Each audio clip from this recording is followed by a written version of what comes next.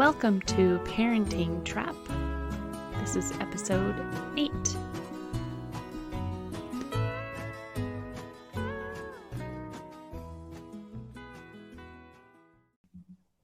Hey Alex, how you doing? Hi Barbara, I'm good. How are you? Good. We had a question. Well, actually more of someone that wrote in that I think has been watching our videos, and I'll just say what they said because it's interesting and I thought it'd be fun to talk about today. I wrote it down Perfect. here. So they were saying that they have a 2-year-old that is increasingly acting out when she doesn't get her way. Yes. Awesome. I think that's a great question. Yay. Yeah. Thank you. So acting out is kind of a loaded word. And I would say that the way I try and think about behavior is that all behavior is communication, and I try and look at all behavior as neutrally or as positively as possible. So I try and look at that, because if you think of it as the kid has a problem, they're acting out, and that's a problem that needs to be fixed, then you go into it with you go into it with a mindset that will react in that way. But if you go into it thinking man, this kid's having a really hard time, I want to understand. Curiosity, understand, have empathy, all of these things, then your reaction will be, I think that your reaction will be better, and it can help the child better and get over everything better. Yeah, I agree. And I think it's so funny. I have a 2-year-old. Well, he'll be 2 in a couple of weeks. And the 2-year-old is interesting because they are a little bit pre-verbal. And I think a lot of parents are starting to see this shift between the 1-year-old to the 2-year-old. 1-year-olds, they kind of go along with what we do. They kind of are happy to sometimes even just go along for the ride, and when you can redirect them pretty easily. So if they're playing with something that you don't want them to play with, you can pretty easily get it out of their hand or say, oh, that's not safe, I'm going to take that, and hand them something else.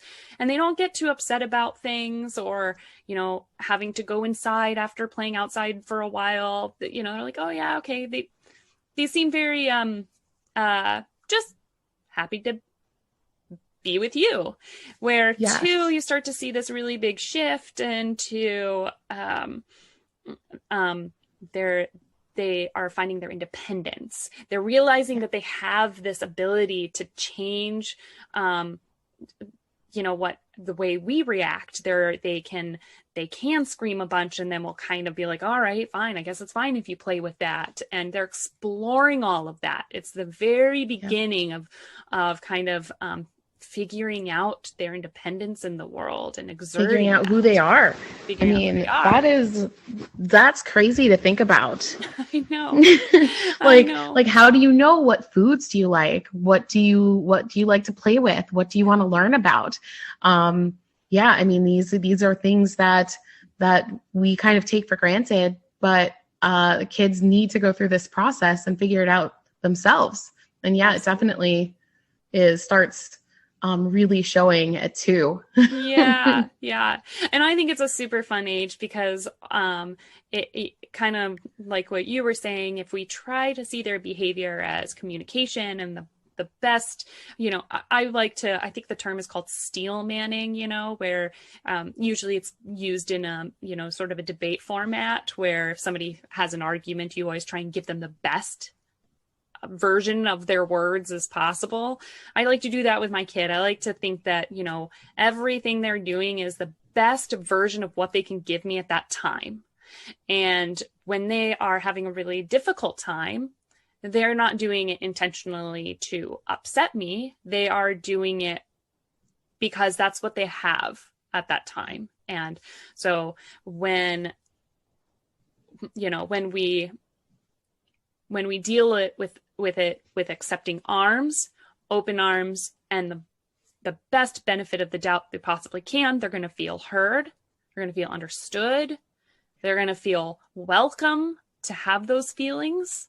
And hopefully they'll be able to kind of move on quicker than if we try to tell them, oh, that's not really important, or you knew we had to come inside anyway, or whatever we Right. might tell our children. That sounds very dismissive when you do that. And when we accept the feelings, this is also when we accept the feelings, then it helps them get over it faster. And this is also a great opportunity to teach your kids how to be introspective and look inside themselves. So if you're starting to see them lose control, then you can help them by labeling it. You can say, you look really angry or sad, or I don't know, upset. Jealous is another one that kids can feel. And if you start giving them words for these feelings, then they will be able to, it feels more validating for them. And then also when they feel them in the future, they'll be able to vocalize that and communicate. They'll learn to communicate in a more healthy way. Because ideally, we as adults want to do this with our partners and our friends and family. We want to be able to say like, oh, I'm feeling this right now. And then have an open communication, like open conversation about that. And when we shut down those feelings when they're kids and we don't label them, then I think that kind of stunts that growth a little bit. We're missing a growth opportunity here. Mm-hmm, mm-hmm. And saying that no one wants to hear when you're upset. No one wants to hear you when you're, sad or mad. And that, yeah, you're right. That repressing those feelings is not healthy. So feel misunderstood, exactly. And you might think, oh my gosh, it's so ridiculous. I gave you a blue cup and you're asking for a red cup. And then I gave you the red cup and now you're asking for the green cup. And, it just seems like it doesn't even matter. It's a cup. It's fine. It's you should be able to drink out of that cup. That's, and it can seem so insignificant to us. So there's two things there. One is sometimes it can seem so insignificant to us. It's hard to give it value, but it's really important to them. And I think we need to remember that. And then the other thing is sometimes kids can get into those spirals. They can kind of get into these spirals of no winning. It feels like, and I think twos, you're starting to see this a lot in 2 and 3 year olds, where no matter what, they'll ask for something, you'll give it to them and it's not right. And then you give it another one and you try and fix it. You keep trying to fix it and they just keep getting more and more upset. And when that's happening, it's because they have a lot of worked up energy. Something's going on that's not about the thing that you're trying to solve for them right there. They just want you to sit down and listen, and they want to be heard. And a lot of times they just want to explode. So that would be a good example where if you're seeing that your child is getting upset over things they wouldn't normally get upset over, and there is no fixing it. And it's not our job to fix, by the way. It's not our job to fix, but we do want to support our kids. And sometimes if they're like, oh, can you cut it this way instead? You'll say, okay, I'll cut it this way instead. But sometimes the requests keep coming and they get more outrageous. And I would try and recognize when that's happening and know that when that's happening, it is not about the blue cup. It is about something else, and that kid needs to get something out. They need a safe person to just let their feelings out on. So what you do is you hold that limit and you say, I hear you're upset. I can't get you the blue cup right now, or whatever it is. I can't cut your sandwich different. I already cut it this way, whatever it is. I can't do that right now. I hear you. I see that you're really upset. And just let them be upset. And they can cry and they can scream. That's okay. They need that. It's a release if for they them. Feel like my 2-year-old gets he'll kind of like tense up, and sometimes I'll hand him a pillow to squeeze, and he'll even do that sometimes when he's really excited and happy. He'll want to like hug something like our dog, but we got a little dog, and so I'll give him like a stuffed animal so he doesn't hurt the dog. So it can be used for both kind of getting out some extra energy that might be considered a little bit aggressive if they try to like punch you or whatever. You could say, here's a pillow. You seem so mad. You can punch the pillow. And your job, I would say, in those instances is to remain calm, listen, make sure that they stay safe. And if they're trying to do something that's unsafe, you can very carefully stop that behavior and say, and it might make them upset, but I'm going to keep you safe right now. And that's it. It will pass too. It'll and pass. It's not our job to fix it. And when we do this, it's more work. It's easier to say, oh, stop, like get over the feelings as fast as possible. But we are definitely robbing them of a learning experience here. And I think that it is an unsustainable trap that you end up in when you do that, because it just keeps happening over and over again. Whereas when you let them have that release, then we're teaching them to label the emotion. We're labeling the emotion. We're teaching them that we love them no matter what. And we can be an emotional rock, that we're not going to get swept up in the emotions with them. So like when they're losing it, we don't lose control either. We're just calm and there. We can offer to give them a hug. They look like they're receptive to that. Yeah. What else was I going to say? We teach them that, and that these things pass, right? These are moments. Everyone feels them, and they come and they go. It's not permanent, and it's okay. It's normal. It's totally normal. Yeah. Yeah, I agree. And I think we can all relate to feeling that way. I mean, how many times have you just been out and about and your day doesn't go the way you were expecting? You end up getting, who knows, you get in your car and it's out of gas, then you go fill it up, and then you get to where you're going and you didn't realize it doesn't open for 10 minutes, or it's really busy and the lines are long, and the thing that you even went to, whatever, let's say the store, the item that you went to get wasn't there, and you're just, everything's stacking up against me. But you're kind of all day, you're kind of just going through it and you're irritated. And at the end of the day, you burst in and you're like, this was the most frustrating day ever. And you want to just tell your partner about it or your friend. And, usually, I mean, when I get in that feeling, I want someone to go, man, yeah, that sucks. God, I hate it when that happens. You want to be related. You just want someone to relate to those feelings with you, not try and solve them, not try and fix it. You just want someone to listen. And then once it's done, you feel a lot better. You're like, okay, well, I'm glad I got to complain about that all day. Well, your kid's the same way. And when they're getting upset about, a blue cup or a red cup, it's probably because they have a ton of stuff that's been building up throughout the day. And it makes so much sense to me that kids would feel that, especially as a 2-year-old who has no control over their day, almost at all. They are stuck with us. They're stuck doing what we want to do all the time, and they're stuck being told no all the time. So and they have a really hard time getting people to know what they want, because most 2-year-olds are not that verbal. Some are a little bit, but they're like, they want something, and then you're like trying to help them, and they're probably getting frustrated because you don't understand what they're trying to say. That's incredibly frustrating. That is incredibly frustrating. And I see that for sure in my 2-year-old all the time. And probably so often he's saying things and I'm not understanding them, and he's just brushing it off until that one moment at the end of the day that he just can't not be heard anymore, and he needs to let me know he's mad about it all.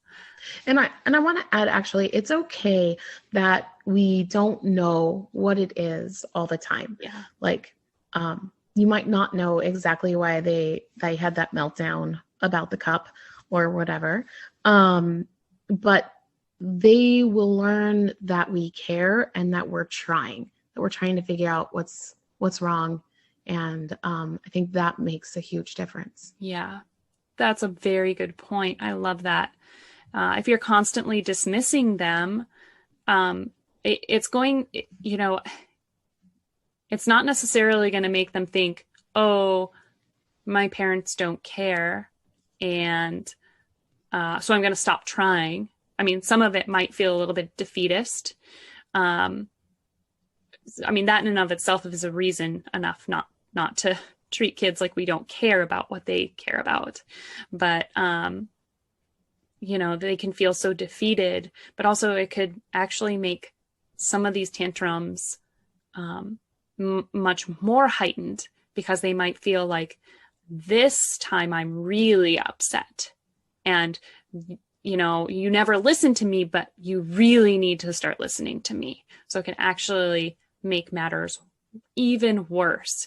And I've actually seen that in some common like parenting advice stuff, like some of the traditional parenting advice where they say when your kid's having a big tantrum, just ignore them. Don't give it any, it's like just don't acknowledge them. Oh, And it's just yeah. like, that's gonna make your kid. Could you imagine if you walked in at the end of the day and you were trying to tell somebody that you were upset and then, oh man, if No. somebody wasn't listening or they just stopped engaging with me and looked away, I would be so much more angry. Yeah. So, and you can understand why a kid, when they feel like they're not being heard, they're going to explode more. And it's going to add to their frustration tenfold. Yes. So, yep. Yeah. Yeah. No, that's so true. It's also, I think, important to know that we're all humans. We all make mistakes, right? This is hard. This is hard work. Being a parent is super hard. Yeah. And to really be an emotional rock, we need to be in touch with ourselves and our own feelings. And if we're feeling stressed out, we can't be that rock for our kids. So we do need to take care of ourselves, too. Like, absolutely, that's really important.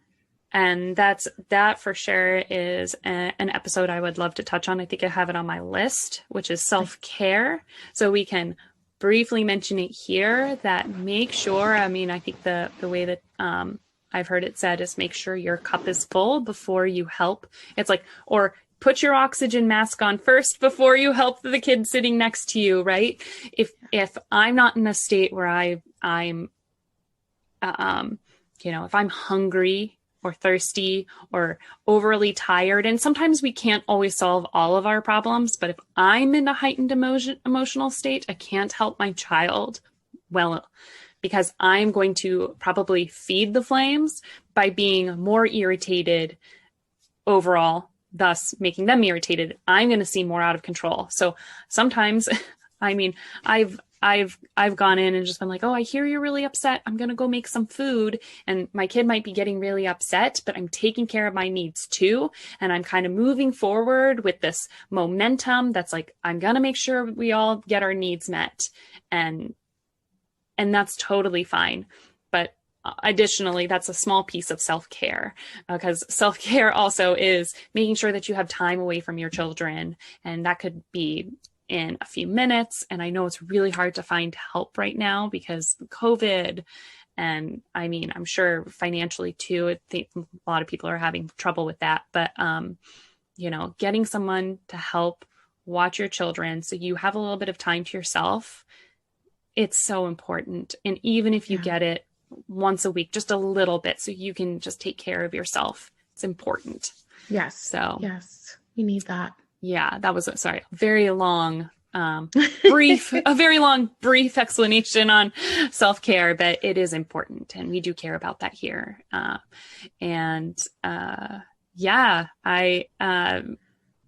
you have anything else to add? I think it's a tough age, this 2 and 3 year old. It's really hard. And accepting emotions and making sure that your kid feels like they're being heard and loved. It will help them through. And your kids, they get older and they are able to communicate better. Yeah. Yeah. Yes. They'll remember. You'll build a loving, trusting relationship with them, and they'll know that they're accepted no matter what. Yeah. And that's going to go a long way. So this is really hard. This is a very hard way to parent. It takes a lot of time. But I think that in the long run, it makes things easier down the road. Yeah. Oh yeah. I agree. Yeah. So start now. Start now. Oh yeah. And that's another good point. Another good episode would be, it's never too late to start. It's true. It's never too late to start parenting respectfully in a very communication-based, cooperative collaborative way with your child. It may take a bit of time to kind of get your kid on board that you're doing things differently. Yeah, it'll take a long time. I think the longer you wait, the harder it is to implement, because you have to undo the patterns that have already been set in place. It's like going to counseling with a partner. Yeah. You guys, like, people form habits and then react in these ways that we're used to. And so breaking that cycle is very, very difficult. Yeah. Yeah. But it's worth it. And it's worth it to stick it through, because I think you'll be doing yourself and your kids such a big favor. Yes. And that being said, if this isn't your way, if you don't like it, you don't have to parent this way. You can do things your way. Maybe this isn't for you. But we're big supporters of that here, obviously. Yes. Yeah, I would say this podcast would be for anyone who wants to hear of an alternative way to parent.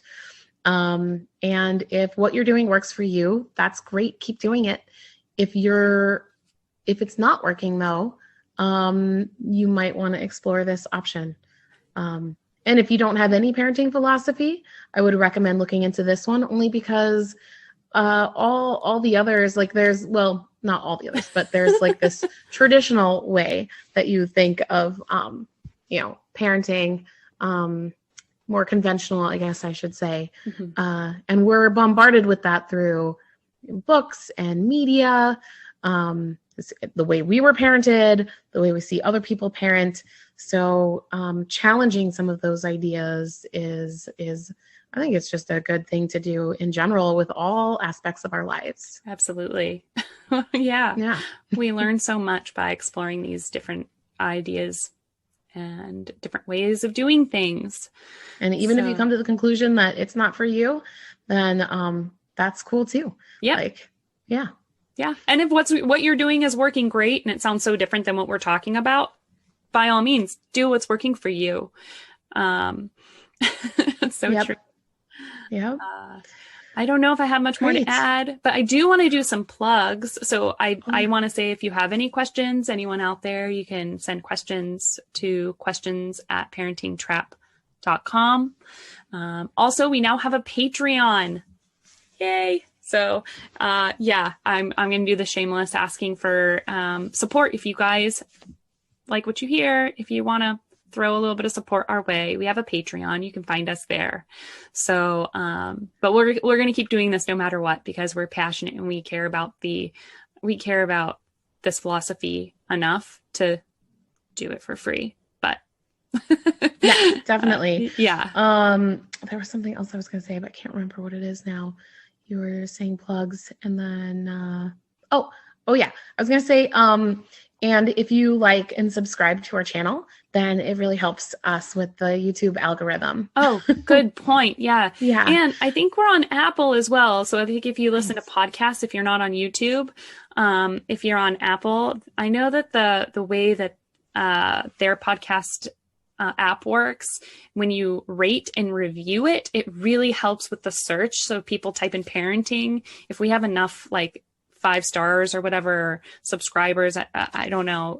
But if you like what you hear and you're on an Apple podcast listener, you can tell I'm not an Apple person, or I would know this stuff better, but that would also really help us out.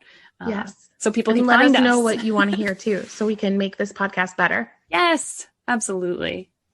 Yes. Awesome. Well, thank you. Thanks, Barbara. Thank you, Alex. This was fun.